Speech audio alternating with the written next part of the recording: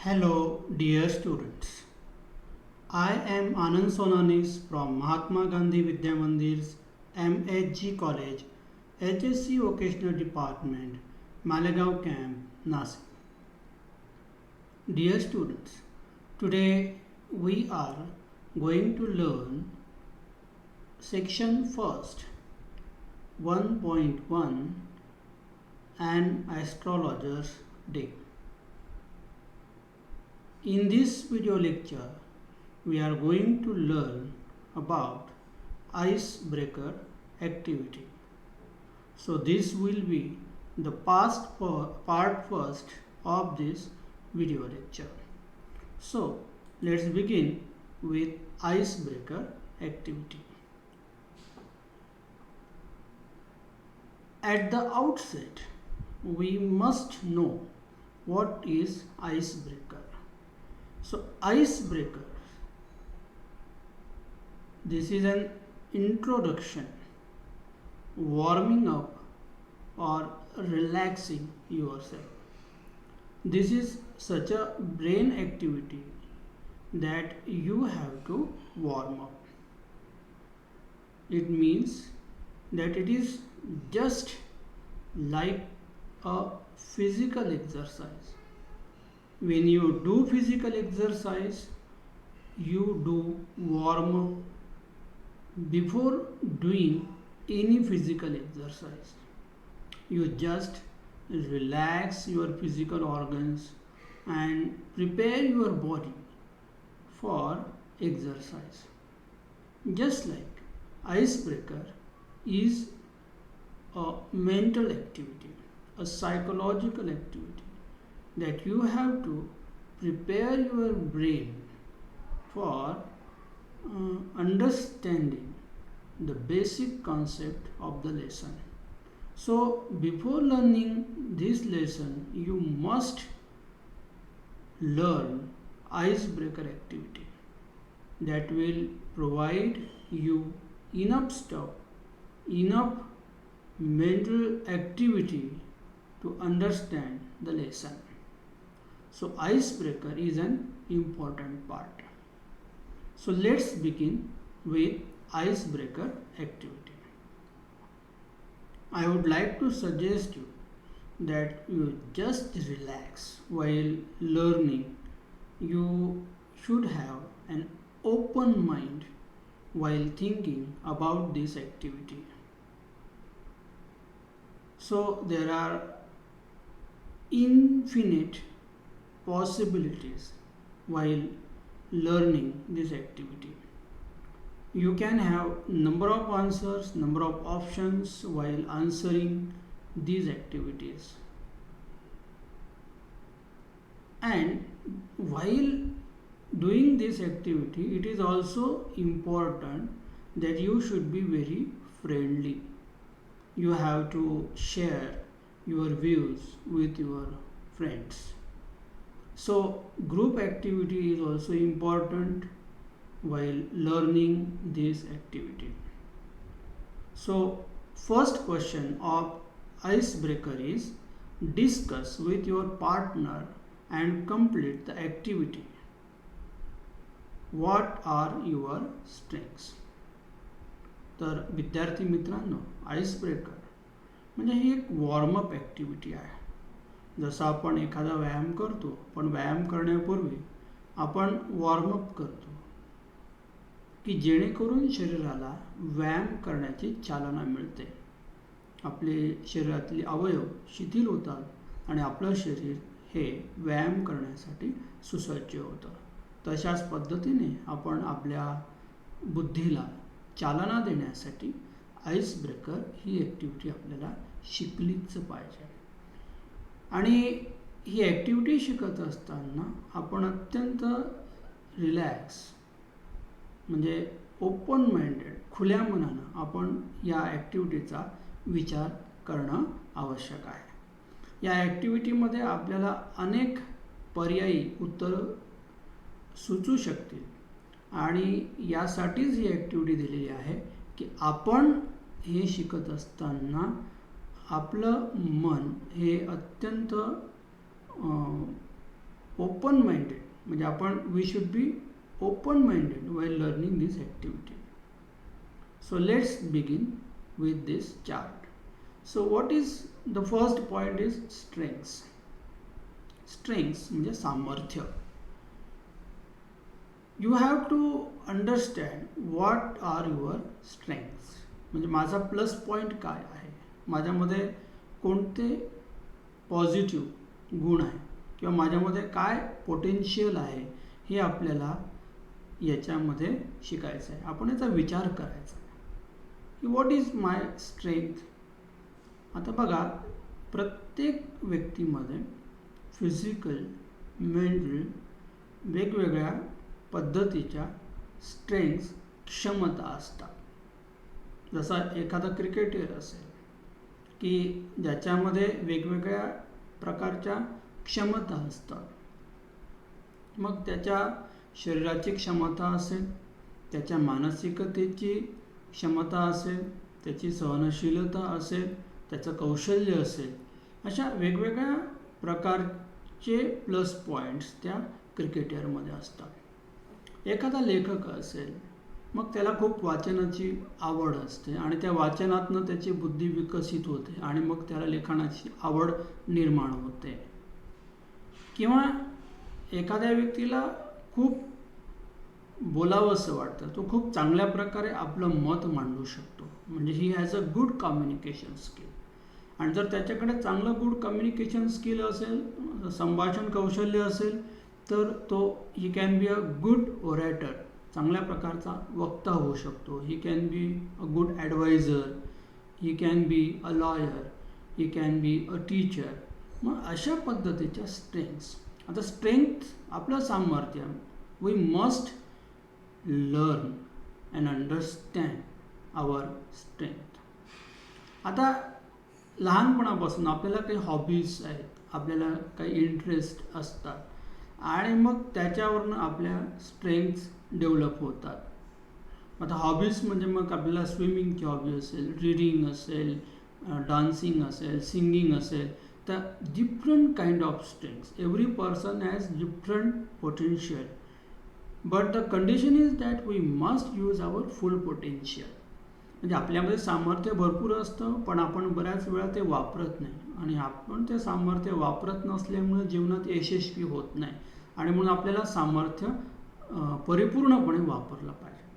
मग आपल्या शरीरामधली असलेली ताकद असेल, आपली बौद्धिक ताकद असेल, ज्याला आपण मानसिक ताकद असं म्हणतो, आपल्याकडे मग काही कौशल्य असतील, तर ही सर्व आपण वापरली पाहिजे. आता आपल्यामधली स्ट्रेंथ ओळखण्यासाठी सगळ्यात महत्त्वाचं म्हणजे काय की यू नीड अ हार्डवर्क. आपल्याला थोडी मेहनतीची गरज आहे, कष्ट घेण्याची गरज आहे. आता हार्डवर्क म्हणजे काय की फक्त खूप कष्ट करा असं नाही आहे. याच्यामध्ये स्मार्ट वर्क म्हणजे आपण किती योग्य पद्धतीने प्रॉपरली आपल्या स्ट्रेंथ ओळखून त्या युटिलाइज करतो, हे सुद्धा महत्त्वाचं आहे. आता बघा, याच्यात पहिली स्ट्रेंथ दिली, समजा मी उदाहरण घेतलेलं आहे, याच्यात तुम्ही तुमच्यामध्ये असलेल्या वेगवेगळ्या स्ट्रेंथ शोधू शकतात आणि ओळखू शकतात. You have to be इंट्रॉवर्ड. आपण आत्मपरीक्षण करायचं की माझ्यामध्ये काय स्ट्रेंथ आहे, काय सामर्थ्य आहे. आता पहिलं पेंटिंग अँड ड्रॉइंग. आता बऱ्याचशा विद्यार्थ्यांना पेंटिंगची आवड आहे, ड्रॉइंग चित्रकलेची आवड असते.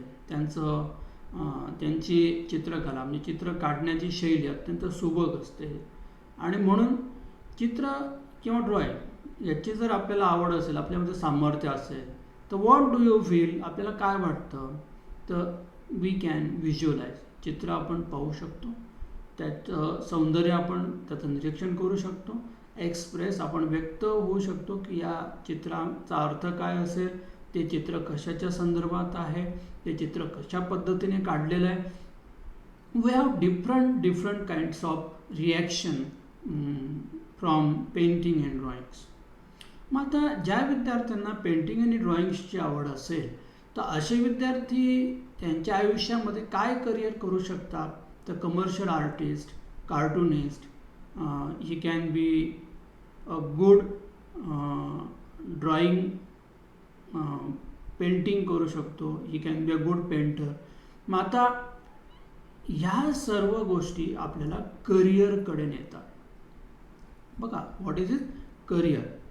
आता करिअर म्हणजे काय, की आपण एखादा व्यवसाय जो आपल्या आयुष्यभरासाठी अंगीकारतो आणि तो व्यवसाय आपल्या उदरनिर्वाहाचं साधन बनतो, आपल्या आवडीचं साधन बनतो आणि हे करिअर घडवण्याकडे त्या संपूर्ण स्ट्रेंथचा कल असतो. म्हणजे आपल्या ज्या स्ट्रेंथ आहे त्या आपलं जीवन घडवू शकतात. See the direction of your strength leading to your career. This is very important point. आणि म्हणून म्हणतात ना की happiest is the person who found his work. ज्या व्यक्तीला स्वतःचं काम सापडतं आणि त्याला ज्या कामात आनंद वाटतो, ही can be happy with his work also and he enjoys his work, he enjoys his career. आता दुसरी ॲक्टिव्हिटी आहे डान्सिंग. आता नृत्य करणं. याच्यामध्ये आता डान्समध्ये काय असतं, पॅशन आहे, एक्सप्रेशन आहे. म्हणजे डान्समध्ये आपण चेहऱ्यावरचे वेगवेगळे हावभाव, एक्सप्रेशन, गेस्चर्स व्यक्त करू शकतात. पॅशन, आवड असते. मग आता डान्सिंगची आवड असणं ही काही म्हणजे आता काही लोकांच्या बाबतीमध्ये असं वाटू शकतं की डान्सिंग म्हणजे ही एक हॉबी आहे. हो, पण दॅट इज अन आर्ट. ही सुद्धा एक कला आहे. And that also leads to your career. Choreographer, artist, dancer. आता कोरिओग्राफर म्हणजे काय, की आपण जसं नृत्य आपण पाहतात दूरदर्शनवर, वेगवेगळ्या टी व्ही मालिकांवर, पाहायला खूप आनंद वाटतो. पण त्या नृत्याचं एक डिझाईन असतं, त्या नृत्याची एक शैली असते आणि ही शैली साकारण्याचं काम हा कोरिओग्राफर करतो.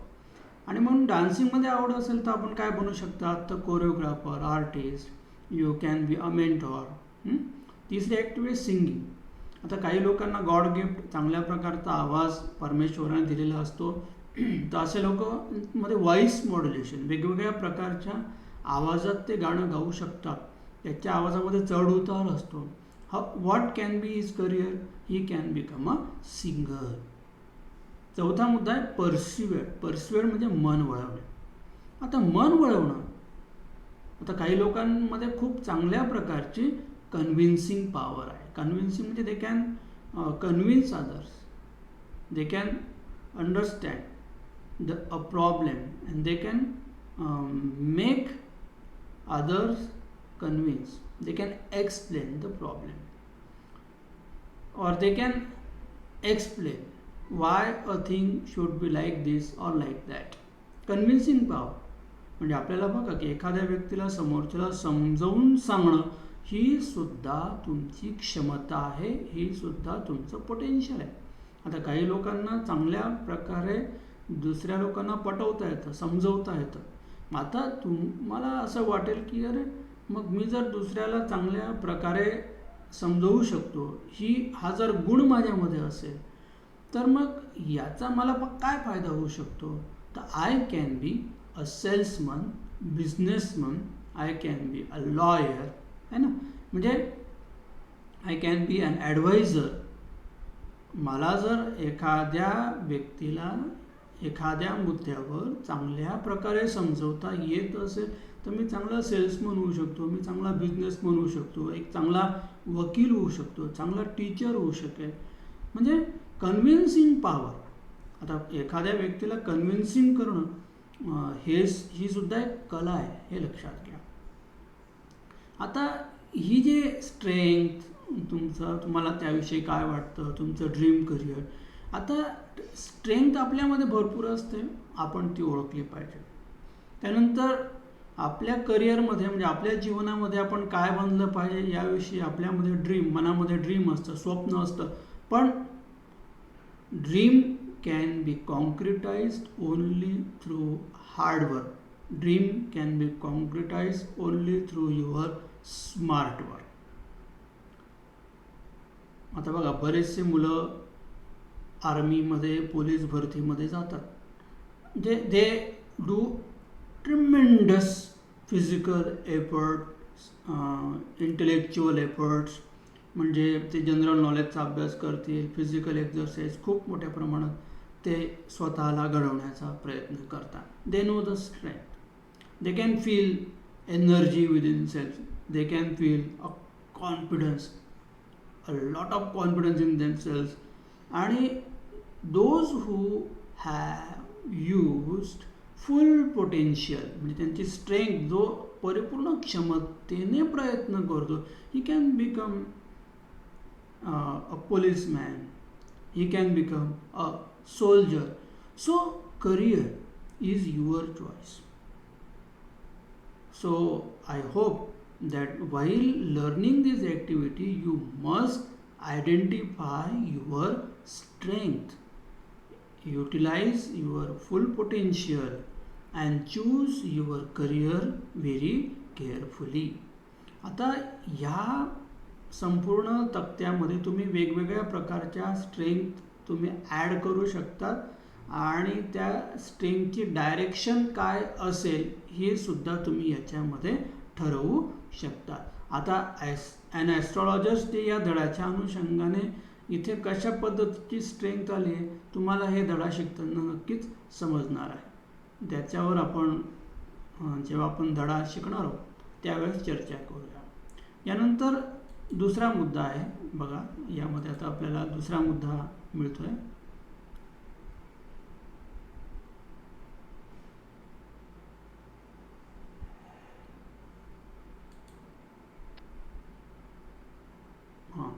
हा दुसरा मुद्दा आहे बघा. दुसरा प्रश्न आहे आईस ब्रेकरमधला. The scene in the local market of a village, town और सिटी इज व्हेरी अट्रॅक्टिव्ह. आपल्या शहरामध्ये, गावामध्ये जी काही स्थानिक बाजारपेठ आहे त्याच्यातलं दृश्य अत्यंत आकर्षक आहे. People with different occupation sell the ware. वेगवेगळ्या व्यवसायातले लोक त्यांच्या वस्तू विकतात. Discuss with your partner the variety of activities at the local market. आता स्थानिक बाजारपेठेमध्ये काय काय विविधता, काय काय ॲक्टिव्हिटीज आपल्याला आढळतात. आता हा कितीतरी कॉमन सेन्स प्रश्न आहे की बाजारामध्ये काय काय ॲक्टिव्हिटीज तुम्हाला दिसतात. आता मी या ठिकाणी उदाहरणार्थ 5 ॲक्टिव्हिटी लिहिलेल्या आहेत, त्या वेगवेगळ्या प्रकारच्या. त्याच्या व्यतिरिक्त तुम्हाला सुचवू शकतात, वेगळ्या पद्धतीच्या ॲक्टिव्हिटी तुम्हाला आठवू शकतात. आणि answer of this question can be vary from every person. So first is selling flower, selling of grocery. आता या ठिकाणी आता फुलं विकणारे असतील, किराणा विकणारे लोक आहेत. आता vendors of vegetable, fruits, cloth vendors म्हणजे गारमेंट शॉप्स तुम्हाला बघायला मिळतात, ज्वेलरी शॉप्स आहेत. म्हणजे बाजारपेठमधले की वेगवेगळ्या प्रकारचे व्यवसाय, वेगवेगळ्या प्रकारचा व्यापार, वेगवेगळ्या प्रकारच्या वस्तू आपल्याला बघायला मिळतात. That is common. You can add here number of things. Second point is bantering, bargaining, discussion, joking, shouting. आता बाजार म्हटलं की ह्या सगळ्या क्रिया, ॲक्शन्स घडत असतात. आता bantering, bargaining, discussion, joking, shouting. आता बाजारपेठेमध्ये आपण जेव्हा एखादी वस्तू घेतो तर त्याच्याविषयी आपण बार्गेनिंग करतो, म्हणजे त्या वस्तूची किंमत आपण कमी करून ती वस्तू आपण मागतो. डिस्कशन, चर्चा करतो ती वस्तू कशा प्रकारची आहे वगैरे. जोकिंग, काही विनोदी प्रसंग घडतात. शाउटिंग, आता जे वेंडर्स असतात, विक्रेते असतात, ते त्यांची वस्तू मोठ्याने ओरडून ग्राहकांना आकर्षित करून विकण्याचा प्रयत्न करतात. बँटरिंगचा अर्थ इथे चिडवणे असा आहे, पण इथे चिडवणे मीन्स की प्रत्यक्षात नावं ठेवणे वगैरे असा अर्थ आपण घ्यायचा नाही. तर देअर इज कॉम्पिटिशन, की every seller has competition to sell his products more and more, and so there is a bantering. आता बँटरिंग, बार्गेनिंग, आता काही वेळेस आपण काय करतो की एखादी वस्तू विकत घेताना ती वस्तू कशी चांगली आहे हे जरी विक्रेता पटवून देत असला तरी आपण मग त्याचे सगळ्या चांगल्या गोष्टी, चांगले पॉईंट्स किंवा त्याच्यातले काही वाईट पॉईंट्स असतात आता त्या वस्तूचे good sides and bad sides आपण दोन्ही बाजूने त्या वस्तूवर चर्चा करतो वगैरे वगैरे. तर मी इथे बाजारपेठ म्हटली की you will listen shouting, you will listen joking, there will be a discussion between customers and businessmen, there will be a bargaining, bantering. So you can add number of verbs, actions here. Transport of goods and products, वेगवेगळ्या वाहतुकी मालाची वाहतूक आपल्याला होताना दिसते, हे तर common दृश्य आहे. मुवमेंट ऑफ पीपल, आता लोकांची हालचाल. बाजार म्हटलं की there is a crowd of people come from various parts of the town or from various parts of the villages surrounding that city or district. So movement of people, there are number of people in the market, so it's full of crowd and it's full of noise. 5. Use of different dialects and languages, आता वेगवेगळ्या प्रकारचे लोक त्या बाजारपेठेत येत असल्यामुळे आपल्याला वेगवेगळ्या प्रकारच्या स्थानिक भाषा ऐकायला मिळतात. आणि exchange of language, that every one has right to express in a language he knows. आता प्रत्येकाला येत असलेल्या भाषेमध्येच तो काय करतो, संभाषण करत असतो. आणि हे सर्व संभाषण आपल्याला बाजारपेठेमध्ये बघायला मिळतं.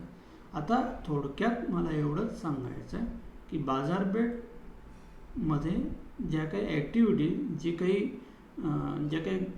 उपक्रम गतिविधी घडतात, ज्या ॲक्शन्स घडतात, त्या वेगवेगळ्या प्रकारच्या.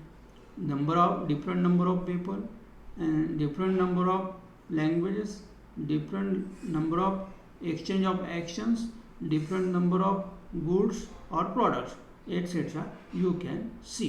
आता तुम्ही या ठिकाणी तुम्हाला जे वाटतील, ज्या जाणवतील त्या ॲक्शन्स तुम्ही या ठिकाणी लिहू शकता. So think openly about this question. It's really studying thing. आता आपण तिसऱ्या प्रश्नाकडे वळूया की in a village, town, city, it is quite common sight to see an astrologer sitting by the roadside with his professional equipment. आता ज्योतिषी कुठल्याही आपल्या गावामध्ये, शहरामध्ये आपल्याला ज्योतिषी रस्त्याच्या कडेला कुठेतरी बस स्टँडच्या बाजूला है ना, किंवा बाजारपेठेमध्ये बसलेला दिसतो. मग त्याच्यासोबत काय असतं, तर प्रोफेशनल इक्विपमेंट म्हणजे त्याचे काहीतरी व्यावसायिक साधनं. आता व्यवसाय करण्यासाठी जे काही साधनं लागतात ती त्याच्याकडे असतात, मग ती त्याने समोर मांडलेली असतात. तर आपल्याला प्रश्न विचारलेला आहे की discuss with your partner and list it's requirement for his trade. मग आता ज्योतिष हा व्यवसाय करायचा म्हटला तर त्याला कोणकोणत्या प्रकारची साधनं आवश्यक आहे. You have to think. मग आपण आता धड्याच्या प्रस्तावनेकडे येतोय. म्हणजे आपल्या धड्याचं नाव काय, अन ॲस्ट्रॉलॉजर्स डे. आता ॲस्ट्रॉलॉजर म्हणजे ज्योतिष हा पण एक काय व्यवसाय आहे. भविष्य सांगणं हा पण एक व्यवसाय आहे की नाही. म्हणजे बघ, आपण आईस ब्रेकरची सुरुवात कशी केली की स्ट्रेंथ, प्रत्येक व्यक्तीमध्ये काय काय प्रकारचं पोटेन्शियल आहे आणि मग त्याच्यात आपल्याला ते हाऊ डू यू फील, कसं आपल्याला तो व्यवसाय करत असताना आपल्यामधली जी स्ट्रेंथ आहे ती जर आपल्याला जाणवली तर आपल्याला कसं वाटतं आणि त्यानंतर आपण काय करिअर करू शकतो. So astrology is also a strength, म्हणजे भविष्य सांगणं ही सुद्धा एक या कला आहे, हा सुद्धा एक अभ्यास आहे आणि याच्यासाठी सुद्धा आपल्याला एक कौशल्य आत्मसात करावं लागतं. मग ज्योतिषाकडे काय काय प्रकारचे इक्विपमेंट्स असतात तर आपण बघूया. पॅरेट असतो म्हणजे ते पिंजऱ्यामध्ये असलेलं पोपट, त्याच्याकडे काही कार्ड्स असतात, टॅरो कार्ड्स वगैरे किंवा लकी कार्ड्स, लकी नंबर्स आहे ना. मग त्याच्यावरनं तो आपलं भविष्य सांगतो. जसं पोपट एखादा एखादा नंबर, एखादं कार्ड उचललं, मग त्यामध्ये कुठला नंबर निघाला आणि मग त्याच्यावरून तो आपलं भविष्य सांगतो वगैरे. So this is all a guess, म्हणजे हा काय अंदाज आहे सगळा. पण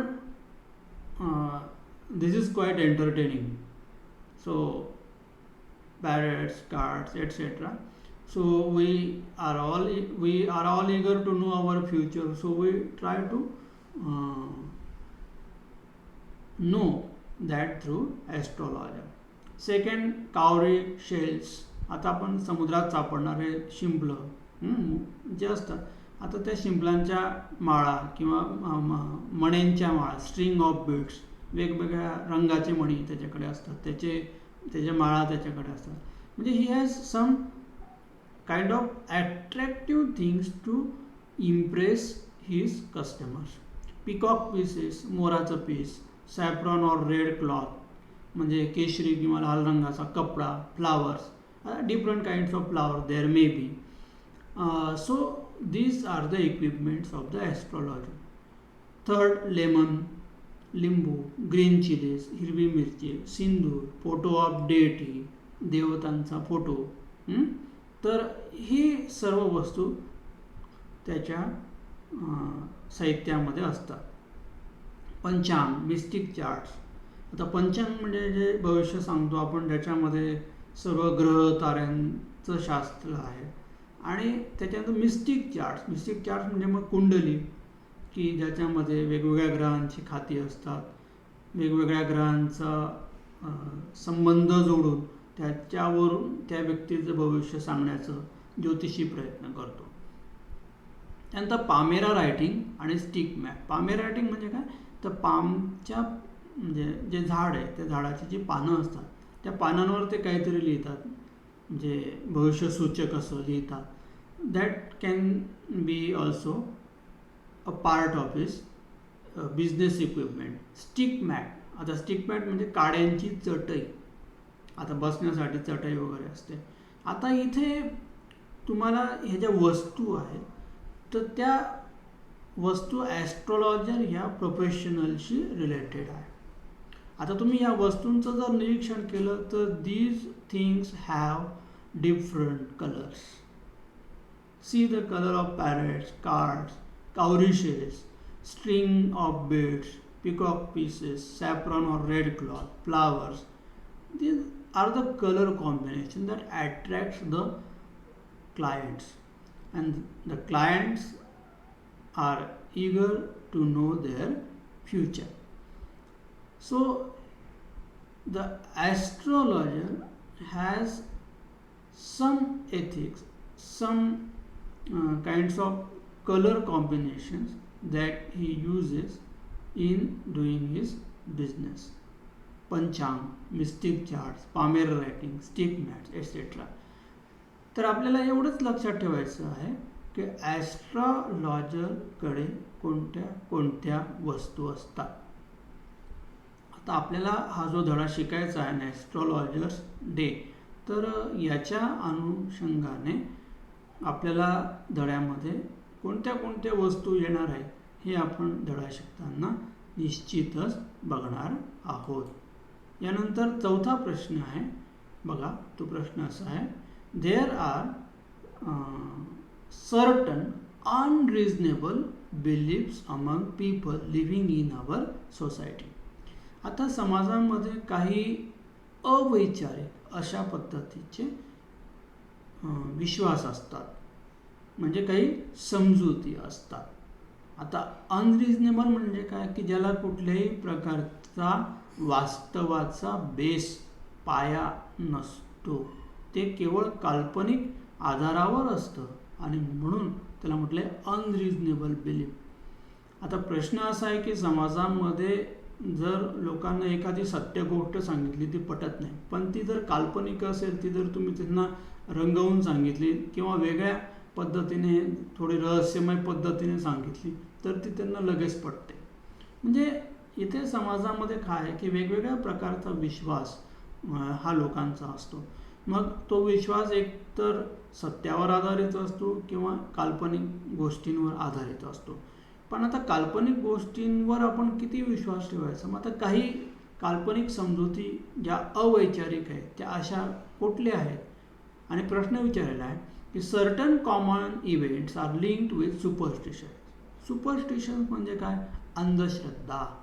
तर काही प्रसंग असे असतात की ते सामान्यतः अंधश्रद्धेशी निगडीत असतात. अंधश्रद्धा म्हणजे पूर्वापार काही चालत आलेले जे स्टेटमेंट्स, वाक्य असतात, काही धारणा असतात आणि त्याच्यावर ती लोक मानतात आणि विश्वास ठेवतात, याला म्हणायचं अंधश्रद्धा. पण दॅट इज बेसलेस. लक्षात घ्या की आपण विज्ञान युगात जगतोय, तंत्रज्ञानाच्या युगात जगतोय, त्याच्यामुळे कुठल्याही गोष्टीला आपण आधी प्रश्न विचारला पाहिजे, त्याचा बेस विचारला पाहिजे, ती गोष्ट किती वास्तविक आहे हे आपण जाणून घेतलं पाहिजे. विनाकारण कोणीतरी सांगितलं आणि आपण विश्वास ठेवायचा, तर ही गोष्ट आपल्याला धोकेदायक ठरू शकते. त्याच्यामुळे कधीही अत्यंत डोळस पद्धतीने, अतिशय प्रॅक्टिकली, व्यावहारिक पद्धतीने आपण त्याची शहानिशा केली पाहिजे.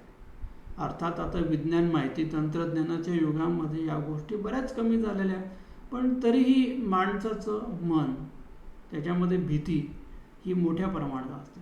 आता प्रत्येकाला जीवनाविषयीची भीती असते, भविष्याविषयीची भीती असते, आणि मग त्याच्यामुळे अनाकलनीय अशा प्रकारच्या समजुतीमधून आपण काहीतरी समाधान शोधण्याचा प्रयत्न करतो आणि त्याच्यातनं ह्या अंधश्रद्धा निर्माण होतात. List such events, discuss the superstitions linked with the means of their eradications. आता त्यांनी, लेखकाने सांगितलं आहे की अशा प्रसंगांची तुम्ही यादी करा किंवा अशा कुठल्या अंधश्रद्धा आहेत त्यांची आपण चर्चा करा आणि त्यांचं इरॅडिकेशन, उच्चाटन करण्यासाठी आपल्याकडे काय साधन आहे. आता इथे अंधश्रद्धेवर आधारित काही म्हणी, वाक्प्रचार, there are some proverbs or there are some kinds of idioms that I have mentioned here. तर इथे मी एकूण फक्त 5च घेतलेले आहेत. आपण याची भरपूर मोठी यादी होऊ शकते आणि कदाचित तुम्हाला याच्याविषयी जास्त माहिती असेल असा माझा विश्वास आहे. तर आपण बघा, पहिली एक अंधश्रद्धा किंवा चुकीची समजूत, अनरिजनेबल बिलीफ काय? A cat crossing your path. सामान्यतः प्रत्येकाला माहिती आहे, मांजर आपल्या रस्त्यात आडवी गेली तर काय होतं, है ना? मांजर आडवी गेली म्हणजे आपण काहीतरी दॅट इज इनऑस्पिशियस, अशुभ आहे, that our work will be held, आपलं काम होणार नाही. आपण अशा पद्धतीची समजूत मनात धरतो. Then we reverse our sales for 5 to 10 minutes and then leave that. And particularly people say that a black cat is a bad omen or unfortunate. आता here you see a cat is an animal. आता eradication काय आहे की आता मांजर आडवी गेली म्हणून ते अशुभ आहे किंवा म्हणून आपलं काम होणार नाही. मग कुत्रा आडवा गेला तर गमतीशीर आहे, है ना? कावळा ओरडला म्हणून घरी पाहुणे येणं. तर there are some kinds of superstitions related to this natural phenomenon. आता काही नैसर्गिक घटना असतात पण ह्या त्यांच्या पद्धतीने घडतात. That has no relationship with our human life. म्हणजे काही गोष्टींचा मानवाच्या जीवनाशी संबंध नसतो. आता a cat is an animal, that is an independent animal, that it has right to live, it has right to move everywhere, but we assume that if this animal crossed me then it is unfortunate. आता असं का होतं की परंपरागत पद्धतीने असं चालत आलेलं आहे की जर मांजर आडवी गेली तर आपलं काम होणार नाही वगैरे. तर this is just a foolish idea, this is just your psychology. आपण अशी मानसिकता बनवलेली आहे की असं झालं तर असं होतं. So you have to believe in yourself, you have to keep confidence in yourself. Whatever you do it perfectly and without fear. You should do your work, or whatever work you do and you are going to do that work, you should firmly do that, confidently do that.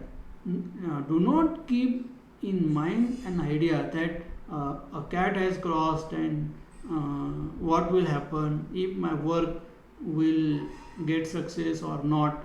So don't think about such foolish idea. This is just a psychology. So eradicate this feeling in your mind, this thought in your mind that so and so animal crossed me and then there will be an unfortunate thing happen.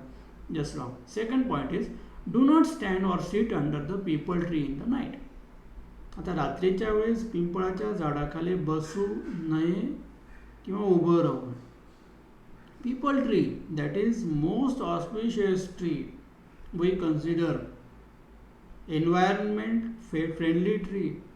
Peepal tree there is one of the trees that gives you most of the oxygen. And what is the assumption that do not stand under this tree? See that time is mentioned in this proverb, that is a night time. So what is assumption? See that banyan tree or peepal tree, जसं banyan tree म्हणजे वडाचं झाड असतं आणि peepal tree म्हणजे पिंपळाचं झाड असतं. आणि याच्यात आपण म्हणतो की काही सुपरनॅचरल शक्तींचं वास्तव्य असतं. Supernatural elements exist during the night in people tree और बनियन ट्री.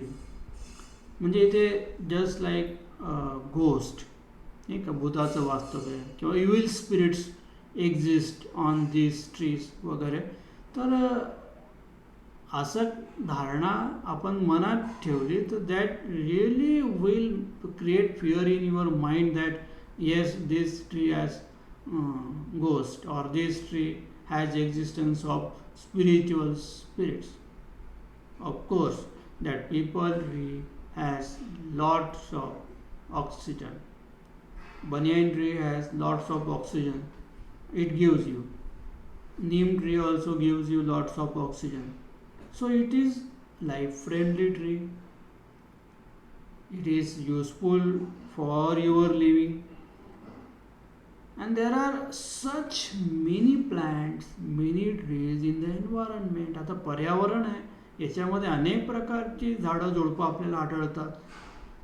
आता म्हणून आपण म्हणजे आता पिंपळाच्या झाडाखाली उभं राहिलं तर मग रात्रीच्या वेळेस उभं राहायचं आणि मग तिथे भूताचं वास्तव्य वगैरे असतं. These are just fear creating things. भीती निर्माण करणारी गोष्ट आहे. ॲक्च्युली तसं नाही आहे. these trees help to balance our nature, so they are graceful for us. ते आपल्यासाठी उपयोगी आहे. त्यांच्यामुळेच आपल्या पर्यावरणाचं संतुलन कायम राहतं. आणि म्हणून विनाकारण अशी काहीतरी धारणा निर्माण करायची आणि मनामध्ये भीती निर्माण करणं हे मला तरी वाटतं की अवैचारिक आहे किंवा मूर्खपणाचं लक्षण आहे. आणि म्हणून जो आपलं संरक्षण करतो, जो आपल्याला श्वास देतो, त्याच वृक्षांविषयी आपण असं बोलणं चुकीचं आहे. Hanging lemon and 7 green chillies. आता आणखीन समाजामध्ये रूढ असलेला हा प्रकार आहे की लिंबू आणि मिरच्या बांधतो आपण घराला किंवा गाडीला, वाहनाला. तर अमावस्या म्हटले की लोक अशा प्रकारचा उपाय करतात. Why people do this? म्हणजे लोक असं का करतात की they do this to avoid misfortune. See that black day, अमावस्या म्हणजे ब्लॅक डे. आता ब्लॅक डे म्हटला की there is a darkness, and darkness creates fear in your mind, and fear creates some unthoughtful actions. म्हणजे आपल्या मनामध्ये जर अंधार आहे, आता अंधारामध्ये भीती आणि भीतीमध्ये आपल्याला अनेक प्रकारच्या विचार मनामध्ये येतात. है ना. म्हणजे आपलं मन असं असतं की म्हणजे आपला शत्रूसुद्धा विचार करणे अशा पद्धतीचे विचार आपल्या मनामध्ये येतात आणि मग याच्यात असं आपण म्हणतो की मग असं केल्याने माझा प्रॉब्लेम सॉल्व्ह होईल, तसं केल्याने माझा प्रॉब्लेम सॉल्व्ह होईल. So this is also again a psychology. Hanging lemon and 7 green chillies असं केल्याने काय होईल की आपल्याला बाधा होणार नाही किंवा आपल्यावर कुठल्याही वाईट शक्तीचा प्रभाव निर्माण होणार नाही किंवा वाईट शक्ती आपली टळू शकते, आपल्यापर्यंत पोचू शकणार नाही. आणि म्हणून असे प्रकारचे काही उपाय. But mind you that there is no real base for these kinds of assumptions. There is no scientific reason for this. This is just a traditional kind of assumption, so we do not get fear of these assumptions. चौथा मुद्दा आहे अन इची left hand म्हणजे palm म्हणजे तळहात. इची म्हणजे खाज येणे. आपल्या डाव्या तळहाताला जर खाज आली, बघा तुम्हाला माहिती आहे काय समज आहे की मला बक्कळ पैसा मिळणार आहे, मला आज धनलाभ होणार आहे. सो हात खाजल्याने तुम्हाला धनलाभ होणार असता तर मला वाटतं या जगात कष्ट करण्याची कोणाला गरजच राहिली नसते, है ना. Of course fortune comes through hard efforts. आपल्याला पैसा किंवा संपत्ती ही कष्टातनं मिळते, मेहनतीतनं मिळते. You have to do hard work, you have to do work. You just can not depend on such kind of assumptions, है ना. म्हणजे आपल्याकडे असं असतं ना की डावा डोळा बडबडतो, मग काहीतरी वाईट अशुभ घडणार आहे, हात खाजला, माझ्याकडे पैसा येणार आहे, हात थरथरतो. म्हणजे people have this kind of assumption just from some kind of experiences. आता बघा प्रत्येकाचा एक्सपिरियन्स हा त्याच्या मेंटॅलिटीवर अवलंबून आहे, मानसिकतेवर अवलंबून आहे की धारणा असते ना की असं झालं तर तसं होईल. So this is an individual experience of a person. So an itchy left palm means that you will get money. So you cannot produce money automatically, mind you. You cannot produce money automatically. I am once again reiterating that you cannot produce automatically. You have to do hard work. So fortune comes, wealth, money comes after a huge lot of hard work, smart work. So you just not depend on this kind of problem. Fifth, do not sweep or cut nail after sunset. काय अर्थ आहे या म्हणीचा की रात्रीच्या वेळेस झाडू काढू नये किंवा रात्रीच्या वेळेस नख कापायची नसतात, म्हणजे सूर्यास्तानंतर, particularly after sunset. So see that evening time is inauspicious time. People say संध्याकाळची वेळ म्हणजे शुभ वेळ असते, लक्ष्मीच्या आगमनाची वेळ असते. देर is a pleasant atmosphere and in this pleasant atmosphere people say that do not sweep. Sweeping a house means to keep it clean. Cutting nails means keep your hygiene. So cutting nails is related to your health. Sweeping a house is also related to your hygiene. So these are the matter of hygiene. These are independent things. These have nothing to do with a time that you should do this before sunrise or you should do this before sunset. These are just the assumptions of the people which are baseless, which have no scientific base. तर अशा प्रकारच्या अनेक म्हणी किंवा अनेक प्रकारचे वाक्प्रचार आपल्याला अनुभवायला मिळतात. तर you can list them, but please remember that while reading this proverb you have to do research, तुम्हाला संशोधन करायचं आहे, तुम्हाला खरोखर ही म्हण अशा पद्धतीची आहे का, याचा अर्थ काय, याची समाजात धारणा काय, ही खरोखर अशी आहे का, त्याचा वास्तवाचा काय आधार आहे. तर ह्या सर्व गोष्टींचा आपण जरूर विचार करा. केवळ अंधश्रद्धेसाठी अंधश्रद्धा पाळू नका. आता ॲस्ट्रॉलॉजर्स डे हा जो आपण धडा बघणार आहोत, तर ह्या धड्यामध्ये सुद्धा ॲस्ट्रॉलॉजर कशा पद्धतीने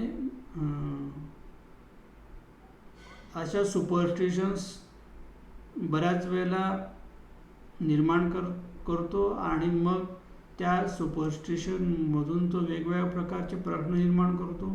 ते प्रश्न लोकांना विचारले की लोकांमध्ये आधीच काहीतरी डोक्यामध्ये धारणा पक्क्या असतात, त्याच्यामुळे त्यांना त्याच्या म्हणण्यावर विश्वास बसतो वगैरे. तर हे सर्व आपल्याला धड्याच्या अनुषंगाने आपण बघणारच आहोत की कशा पद्धतीने ॲस्ट्रॉलॉजर्स त्या टेक्निकचा उपयोग करतो. पण लक्षात घ्या की ॲस्ट्रॉलॉजर म्हणजे ज्योतिष हा पारंपरिक ज्ञानावर आधारित असं ते शास्त्र आहे, ज्योतिषशास्त्र जे आहे. त्याच्यामुळे त्याच्यामध्ये पण काही खूप सायंटिफिक बेस आहे असं नाही, पण आपल्याला त्या बेसचा विचार, सायंटिफिक बेसचा विचार जरूर करायचा आहे. You have not to follow anything blindly. म्हणजे या संपूर्ण आईस ब्रेकर ॲक्टिव्हमध्ये तुम्हाला काय सांगितलेलं आहे की you have to follow everything with a scientific truth. You have to think whatever comes in your way. You have to use your full potential while using your intelligence or using your physical strength etc. तर आपण आता या धड्याच्या अनुषंगाने काय काय शिकलो ते आपण आता बघणार आहोत. की बघा, धड्याच्या सुरुवातीला आईस ब्रेकरमध्ये तर आपण काय बघितलं आहे की स्ट्रेंथ आपल्यामध्ये काय काय प्रकारचे गुण, आपल्याला हॉबीज, आपल्यामध्ये काय काय इंटरेस्ट आहे, काय काय प्रकार, कोणत्या कोणत्या प्रकारचं सामर्थ्य आहे. त्याच्यानंतर आपण फिलिंग काय करू शकतो, म्हणजे आपल्यामध्ये जे पोटेन्शियल आहे त्याच्या, म्हणजे आपल्यामध्ये जो गुण आहे, प्लस पॉईंट आहे, त्याच्यामध्ये आपण काय फील करू शकतो आणि व्हॉट काइंड ऑफ करिअर आपण त्याच्यामध्ये करू शकतो, हे आपण बघितलेलं आहे. या धड्याच्या दुसऱ्या आईस ब्रेकरच्या या दुसऱ्या प्रश्नामध्ये आपण पाहिलं की मार्केटमध्ये काय काय ॲक्टिव्हिटीज चालतात आणि या ॲक्टिव्हिटीजमध्ये तुम्ही खूप काही ॲक्टिव्हिटीज ॲड करू शकता.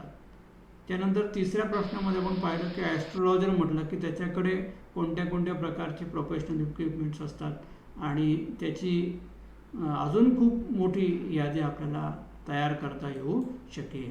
आणि चौथ्या प्रश्नात जस्ट मी आत्ता सांगितलं की आपल्यामध्ये काही धारणा असतात, अनरिजनेबल बिलीफ्स, काही अवैचारिक अशा प्रकारचे अंधश्रद्धा असतात.